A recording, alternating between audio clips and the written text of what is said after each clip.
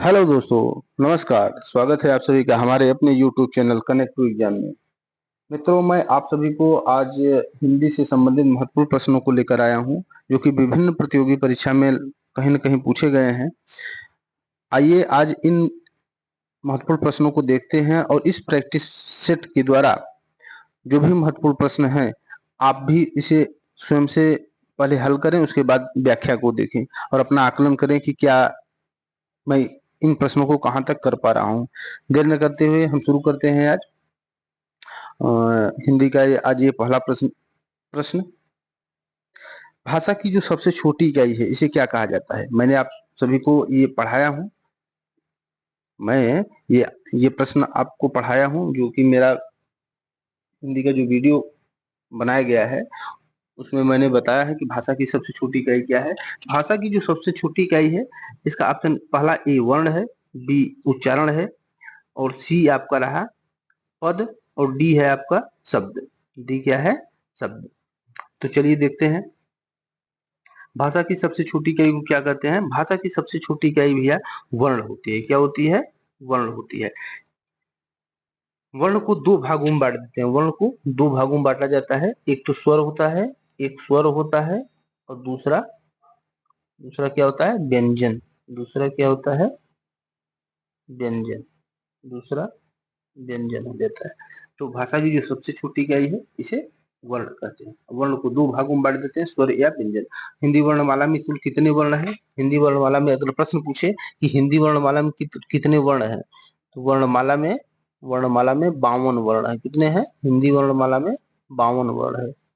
52 वर्ण वर्णमाला में 52। इनमें से स्वर कितने हैं? इनमें से स्वर 11 है। स्वर क्या है? 11 है।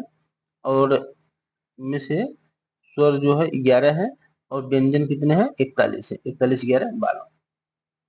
तो ठीक है, अब चलिए चलते हैं दूसरे प्रश्न पे। अब दूसरे प्रश्न पे चलते हैं।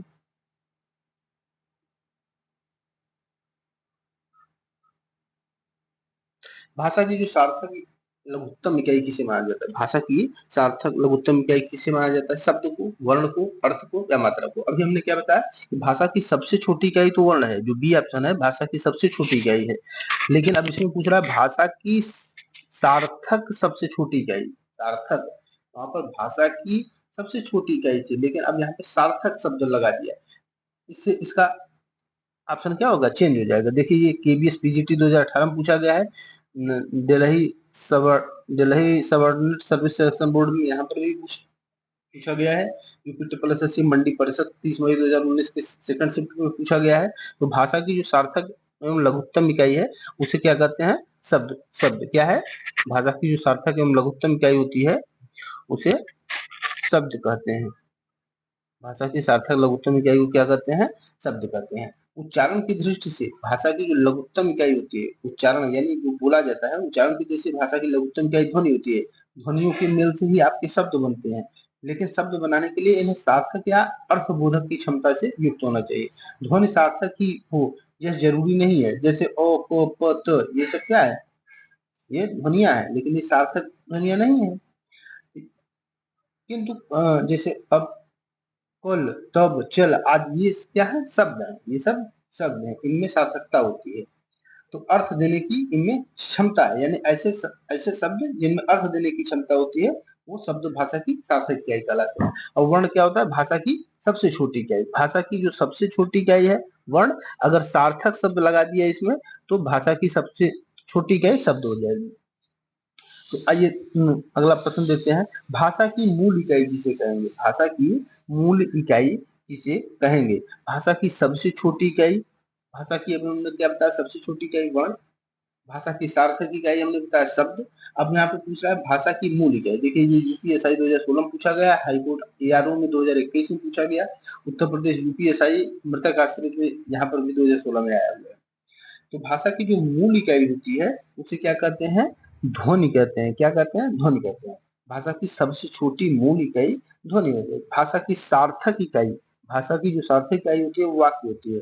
वाक्य से छोटा उपवाक्य होता है, उपवाक्य से छोटा पदबंध होता है और पदबंध से छोटा पद होता है जिसे शब्द कहते हैं, यानी शब्दों का प्रयोग जो हम वाक्य में करते हैं तो वही शब्द पद कहलाता है। और पद से छोटी इकाई अक्षर होती है, और अक्षर से भी छोटी इकाई क्या होती है, अक्षर से भी छोटी इकाई वर्ण या ध्वनि हो जाती है।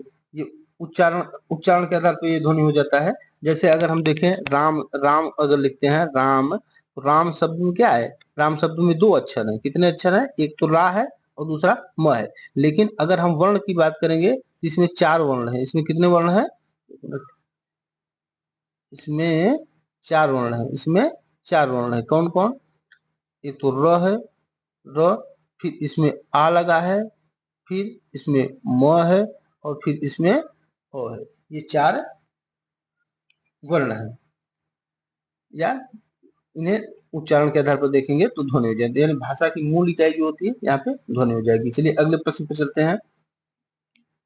वर्णों के कितने भेद हैं, वर्णों के अगर हम देखेंगे तो वर्णों के कुल दो भेद हैं। वर्णों के कितने भेद हैं, दो भेद है। कौन कौन, वर्णों के अगर देखेंगे कौन कौन भेद हो जाएंगे, एक तो स्वर हो जाएगा, एक तो स्वर हो जाएगा आपका, और दूसरा जो हो जाएगा वो क्या हो जाएगा भैया, दूसरा आपका व्यंजन हो जाएगा। दूसरा जो है व्यंजन हो जाएगा। अगर हम स्वर की संख्या पूछेंगे तो 11, व्यंजन की संख्या पूछेंगे तो 41, व्यंजन संख्या 41। अब स्वर में कौन कौन आ जाएगा, स्वर में आपका अ, आ, छोटी ई, बड़ी ई,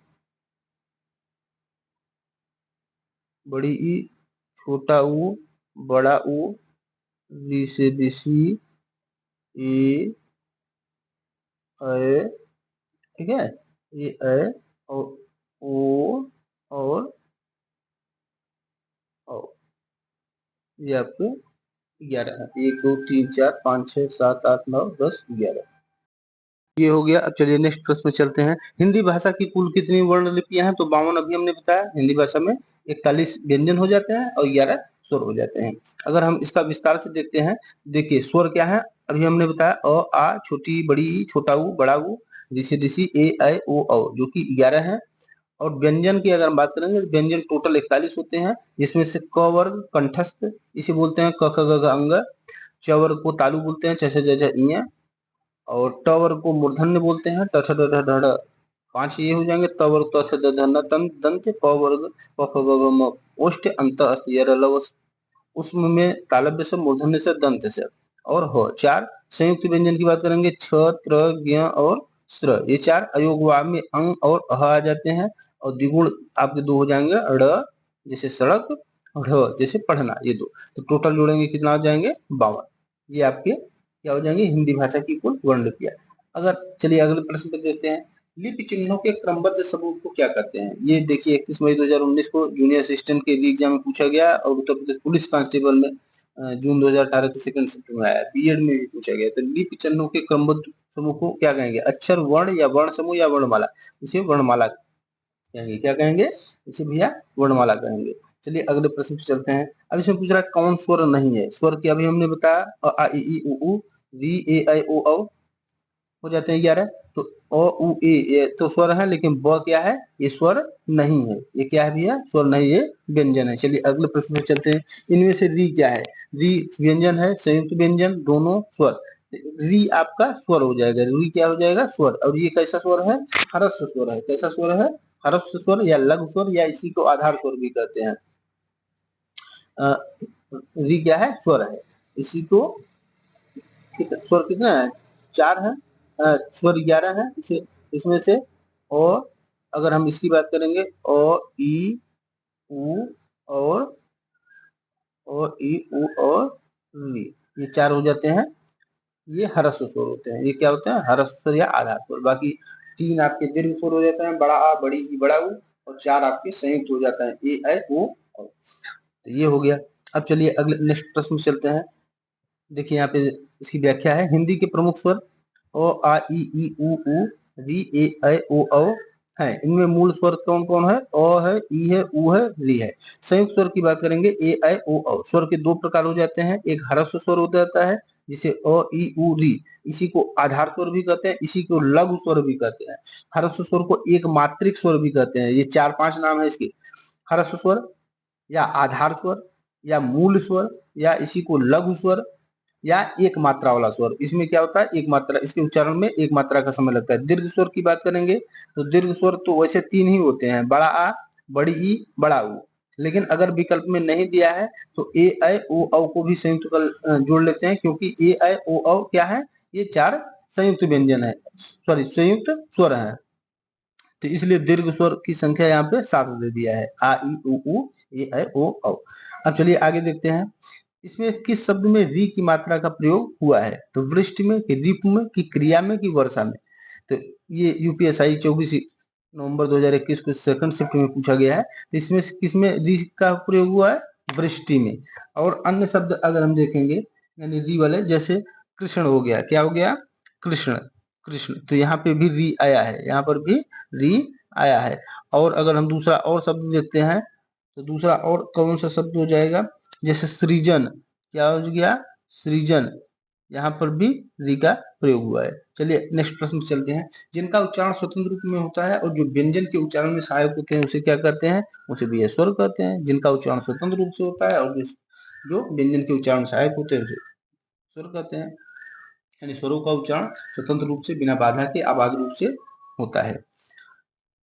चलिए नेक्स्ट क्वेश्चन पे, स्वरों की संख्या अभी हमने बताया, स्वरों की संख्या 11 होती है। स्वरों की संख्या कितनी होती है, 11। स्वरों का उच्चारण किसके, व्यंजनों की सहायता से होता है, अनुस्वार की सहायता से होता है, अनुनासिक सहायता से, बिना किसी की सहायता से। ये भैया बिना किसी की सहायता, व्यंजनों की सहायता से नहीं, व्यंजन का उच्चारण जो होता है स्वरों की सहायता से होता है, बिना किसी की सहायता, स्वर का उच्चारण अबाध रूप से बिना किसी बाधा के होता है। तो चलिए आइए देखते हैं, स्वर किसके भेद हैं, स्वर संधि की भेद है, समास की, लिंग के, वर्ण की भेद है। किसके भेद है, वर्ण, वर्ण के कितने भेद हो जाते हैं, 2, स्वर और व्यंजन, स्वर और व्यंजन। हमने बताया स्वर की संख्या कितनी है, स्वर की संख्या 41 है, सॉरी स्वर की संख्या 11 हो जाएगी, स्वर की संख्या कितनी हो जाएगी, 11, और व्यंजन की संख्या 41।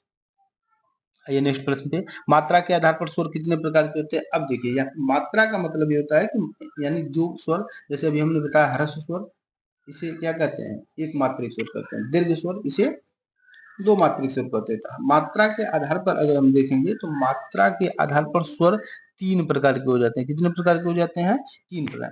यानी इसको अगर हम व्याख्या देखेंगे तो उच्चारण में जो लगने वाला समय होता है, उच्चारण में लगने वाले समय को हम मात्रा कहते हैं। इसी मात्रा के आधार पर स्वर के 3 भेद हो जाते हैं। कितने भेद जाते हैं, स्वर के 3 भेद हो जाते हैं। कौन कौन, एक ह्रस्व स्वर, एक ह्रस्व स्वर, दूसरा दीर्घ स्वर, दूसरा कौन हो जाएगा, दीर्घ, और तीसरा जो होता है इसे प्लुत स्वर कहते हैं। तीसरा कौन सा हो जाता है, प्लुत स्वर, प्लुत स्वर। ये मात्रा के आधार पर पूछ रहा है। अगर यहाँ पर हिंदी वर्णमाला की बात कर देगा, हिंदी वर्णमाला में मात्रा के आधार पे, तब तो वहां पे 2 ही होंगे। अगर ये हिंदी वर्णमाला की अगर बात कर दे, हिंदी वर्णमाला की बात कर देगा, हिंदी वर्णमाला में मात्रा के आधार पर, एक सेकंड क्यों चल नहीं रहा है भाई, हिंदी वर्णमाला में अगर पूछ देगा तो वहां पे 2 ही होगा। हिंदी वर्णमाला में मात्रा के आधार पर, हिंदी वर्णमाला में मात्रा के आधार पर अगर पूछेगा तब यहाँ पे 2 ही होगा। लेकिन ये खाली केवल मात्रा पूछ रहा है तो मात्रा के आधार पर 3 हो जाता है, क्योंकि ये जो प्लुत स्वर है, जो ये तीसरा प्लुत स्वर है, इसका उच्चारण संस्कृत व्याकरण में होता है। इसका उच्चारण क्या होता है, संस्कृत व्याकरण में, इसका उच्चारण संस्कृत के व्याकरण में होता है। ह्रस्व स्वर की बात करेंगे तो यहाँ पे 4 हो जाएंगे, छोटा अ, सॉरी ओ ई, छोटी ई, छोटा ऊ, और री, और कौन हो जाता है, री हो जाता है, एक सेकंड, और ये री हो जाता है।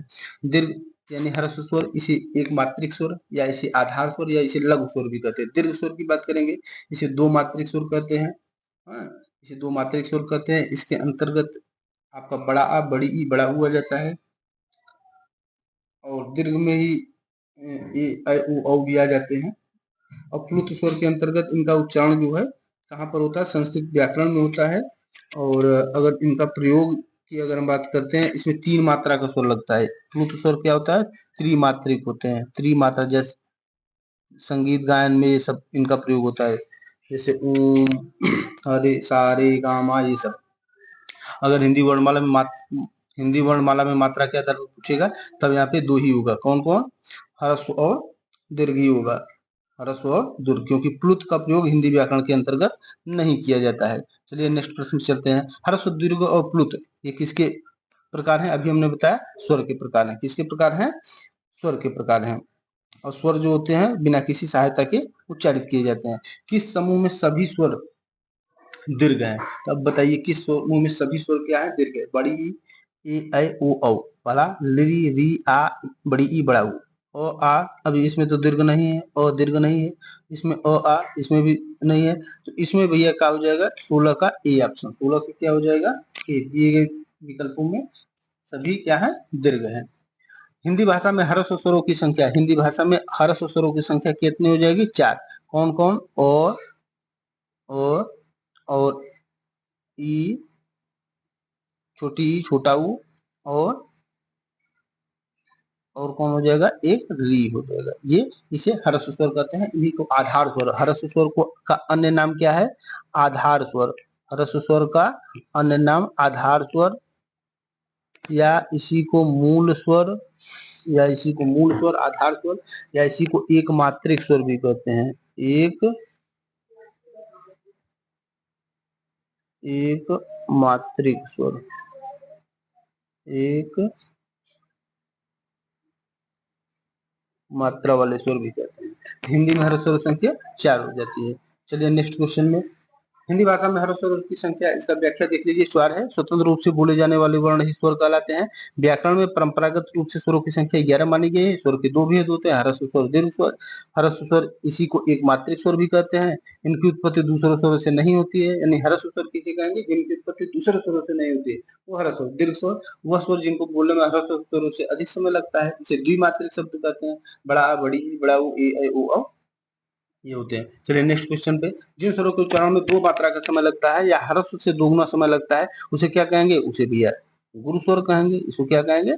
जिन स्वरों के उच्चारण 2 मात्रा है, इसी गुरु स्वर या इसी को दीर्घ स्वर भी कहते हैं। इसी को क्या कहते हैं? दीर्घ स्वर। इसी को दीर्घ स्वर भी कहते हैं। अब अगर हम देखते हैं तो ये यहाँ पे दीर्घ न देके गुरु दे दिया है, क्योंकि छंद शास्त्र जो होता है वहां पे ह्रस्व को लघु कहते हैं और दीर्घ मात्रा को गुरु कहते हैं। तो ये थोड़ा सा घुमा दिया है। निम्नलिखित में कौन सा दीर्घ स्वर है? कौन सा दीर्घ स्वर है? अब बताइए दीर्घ स्वर है तो बड़ा आ, बड़ा ऊ, ए ओ, कौन सा दीर्घ स्वर है? तो यहाँ पर देखिए, अब यहाँ पर दीर्घ की बात करेगा तो यहाँ पर ए हो जाएगा। हालांकि ओ भी है, ए भी है, लेकिन ए ओ संयुक्त स्वर है, तो इसलिए यहाँ पे दीर्घ स्वर।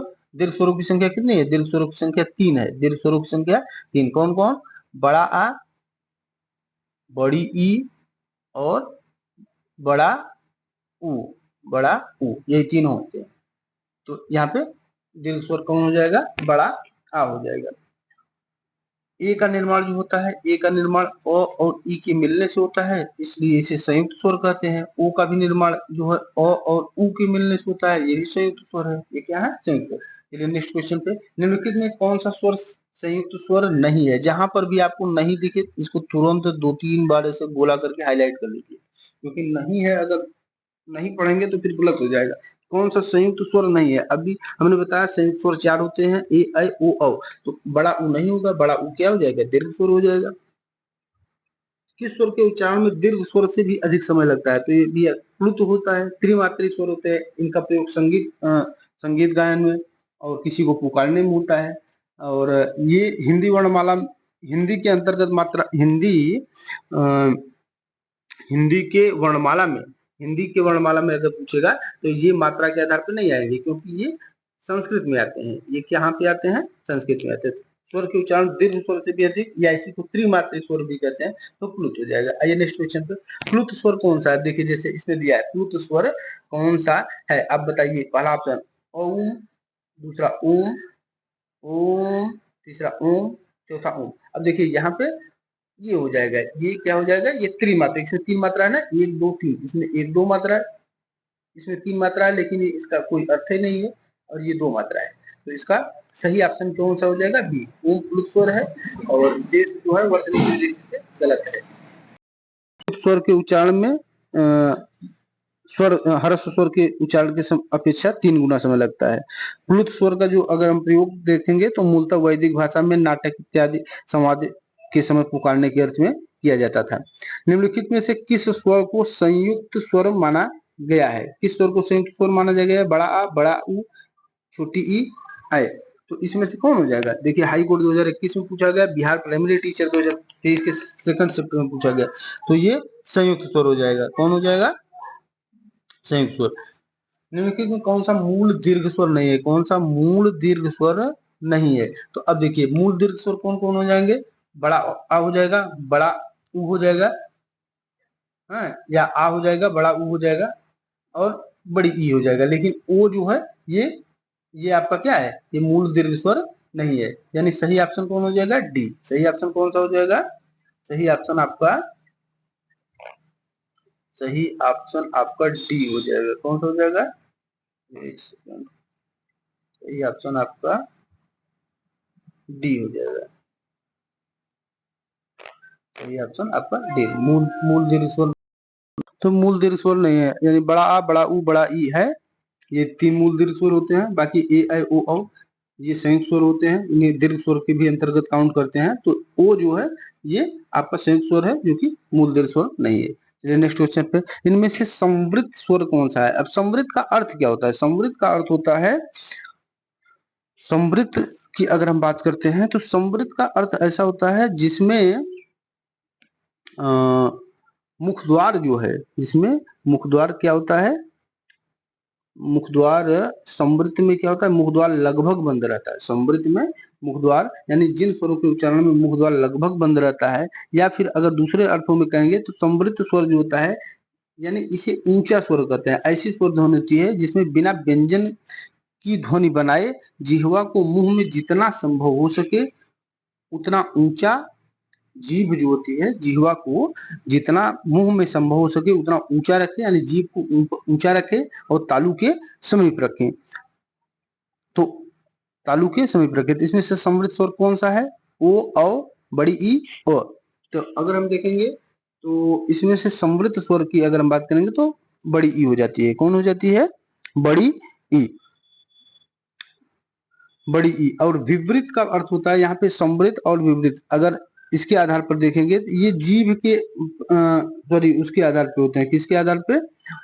मुख द्वार के खुलने के आधार पर। मुख द्वार के खुलने के आधार पर ये होते हैं। तो 4 प्रकार होते हैं: समृद्ध, विवृत, अर्ध समृद्ध, अर्ध विवृत। समृद्ध का अर्थ होता है मुख द्वार का लगभग बंद रहना, मुख द्वार का लगभग बंद रहना। विपरीत का अर्थ होता है मुख द्वार का पूरी तरह से लगभग खुला रहना। तो ये, और अर्ध विपरीत का अर्थ होता है मुख द्वार का लगभग आधा खुला रहना, और अर्ध समृद्ध का अर्थ होता है मुख द्वार का लगभग आधा बंद रहना। तो चलिए नेक्स्ट क्वेश्चन देख लेते हैं। अच्छा, हिंदी स्वरों का वर्गीकरण जब जीभ के प्रयोग के आधार पर किया जाता है तो निम्नलिखित में से कौन सा इसके अंतर्गत नहीं आता है? तो जीभ के जब प्रयोग के आधार पर करते हैं तो इसके 3 भाग हो जाते हैं: अग्र स्वर, मध्य स्वर और पश्च स्वर। ये विवृत जो होता है, ये विवृत जो होता है अंतर्गत नहीं आएगा, ये पूछ रहा है। यानी अग्र स्वर, मध्य स्वर, पश्च स्वर, ये 3 आते हैं जीभ के भाग के आधार पर। ये हम आप सभी को पढ़ाए हैं हिंदी की जो क्लास लिए हैं। तो ये विवृत जो होता है ये क्या होता है? मुख द्वार के खुलने के आधार पर। विवृत में कौन सा आ जाता है? विवृत में आ जाता है। कौन आ जाता है? आ। मध्य स्वर में ओ आता है, जो कि जीभ के प्रयोग के आधार पर है। ठीक है, तो आइए चलिए नेक्स्ट प्रश्न चलते हैं। देखिए यहाँ पर व्याख्या अगर देखना तो देख लीजिए। विवृत स्वर जो होते हैं, विवृत स्वर जीभ के आधार पर हिंदी स्वरों के अंतर्गत नहीं आता है। जिह्वा के उत्थापित होने या उसकी क्रियाशीलता के आधार पर 3 प्रकार के: अग्र स्वर, मध्य स्वर और पश्च स्वर। विवृत स्वर वे स्वर हैं जिनके उच्चारण में मुख द्वार पूरा खुला रहता है। जैसे आ, मुख द्वार के खुलने के आधार पर स्वर जो है 4 प्रकार के होते हैं। जैसे पूछता है प्रश्न, तो विवृत, अर्ध विवृत, अर्ध समृद्ध, समृद्ध। विवृत मतलब मुख द्वार पूरी तरह खुला रहेगा। अर्ध विवृत का मतलब होता है मुख द्वार लगभग आधा खुला रहेगा। अर्ध समृद्ध का अर्थ होता है मुख द्वार आधा बंद रहेगा, और समृद्ध का अर्थ होता है मुख द्वार लगभग पूरी तरह बंद रहेगा। चलिए नेक्स्ट प्रश्न चलते हैं। अर्ध विवृत स्वर है, अर्ध विवृत स्वर है, कौन हो जाएगा? बड़ा ऊ, बड़ा आ, आय, आय। अर्ध विवृत की अगर हम बात करेंगे तो इसमें कौन हो जाएगा? ये आय हो जाएगा। कौन हो जाएगा? इसके अंतर्गत अर्ध विवृत के अंतर्गत 3 आते हैं: अ, अय, औ, अ, अय, औ। ये 3 आते हैं। चलिए नेक्स्ट चलते हैं। और अगर और अच्छे से समझना हो, और अच्छे से समझना हो तो अर्धविपरीत के अंतर्गत आपके अर्धविपरीत के अंतर्गत ओ आता है, ओ ओ आए, ओ अय, औ, ओ अय, ओ, और एक आपका एक और आ जाता है चंद्र बिंदु वाला आ। ये किसके अंतर्गत? अर्धविपरीत, यानी इसमें क्या होता है, आधा मुंह खुला रहता है। और अगर हम विपरीत की बात करेंगे, विपरीत विपरीत स्वर की बात करेंगे तो यानी मुख द्वार इसमें पूरी तरह खुला रहता है और इसके अंतर्गत खाली केवल एक आता है आ, इसमें चंद्र बिंदु वाला आ नहीं रहता है। और अगर हम संवृत की बात करेंगे, संवृत स्वर की बात करेंगे, संवृत स्वर की बात करेंगे तो संवृत स्वर के अंतर्गत 4 आते हैं, छोटी ई, बड़ी ई, छोटा ऊ और बड़ा ऊ। ये आपके 4 इसमें आ जाते हैं। बाकी जो बचा अर्धसमृत में अर्धसमृत में आ जाएगा। अर्धसमृत में खाली 2 आते हैं, ए ओ, ए और ओ। अर्धसमृत में कौन आएगा?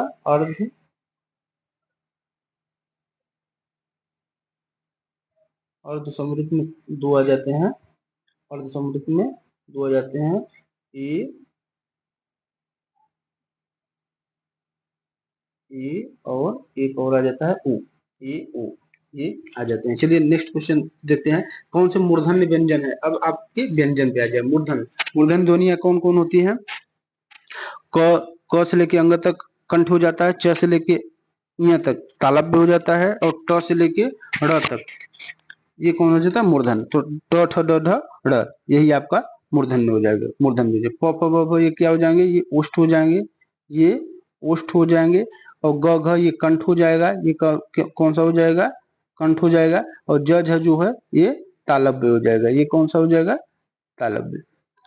नेक्स्ट क्वेश्चन पे चलते हैं। क वर्ग का उच्चारण स्थान कौन सा है? अभी हमने बताया कंठ है, इसका ये हो जाएगा। दंत के अंतर्गत त वर्ग आ जाएगा, दंत के अंतर्गत त वर्ग। और ओष्ठ के अंतर्गत प वर्ग, ओष्ठ के अंतर्गत प वर्ग। और तालु के अंतर्गत च वर्ग, च छ ज झ ञ। प वर्ग में प फ ब भ म, कंठ में क ख ग घ अंग, दंत में त थ द ध न। देखिए दिए गए अगर हम इसकी व्याख्या देख लेते हैं, कंठ का क ख ग घ अंग, च छ ज झ ञ। और इन्हीं को स्पर्श व्यंजन भी कहते हैं। कंठ, तालु, मूर्धा, दंत और ओष्ठ स्थानों के स्पर्श से बोले जाते हैं, इसलिए इन्हें स्पर्शी व्यंजन भी कहते हैं। मूर्धा के अंतर्गत ट ठ ड ढ ण, इसी को कटु वर्ण भी कहते हैं, इसी को कटु या कठोर वर्ण कहते हैं, इसी को कटु या कठोर वर्ण कहते हैं। त थ द ध न दंत हो जाएगा। ओष्ठ प फ ब भ म। अंतः अस्त व्यंजन ये महत्वपूर्ण है, ये पूछता है। तो इसके अंतर्गत 4 आते हैं, य र ल व। और उष्म व्यंजन की बात करेंगे, उष्म या संघर्षी व्यंजन, यानी जिनके उच्चारण में क्या करे, हवा जो है संघर्ष करके निकले। तालव्य स, मूर्धन्य स, दंत स और ह, ये 4 होते हैं। ये आपके व्यंजन है। अब एक और अंतिम प्रश्न देख लीजिए। अंतिम, य र ल व किस वर्ग के अंतर्गत व्यंजन आते हैं? अभी हमने पढ़ा अंतःस्थ व्यंजन। ये लगातार ये बहुत ही महत्वपूर्ण प्रश्न थे, आप इनको देखें और समझें। और सबसे पहले आप स्वयं से हल करें, देखें कहाँ तक आप इसको हल कर पाते हैं। चलिए अब हम मिलते हैं नेक्स्ट वीडियो में। और अगर हमारा वीडियो आपको अच्छा लगा हो तो हमारे चैनल को सब्सक्राइब करें, हमारे वीडियो को लाइक करें और इसे शेयर करें। धन्यवाद।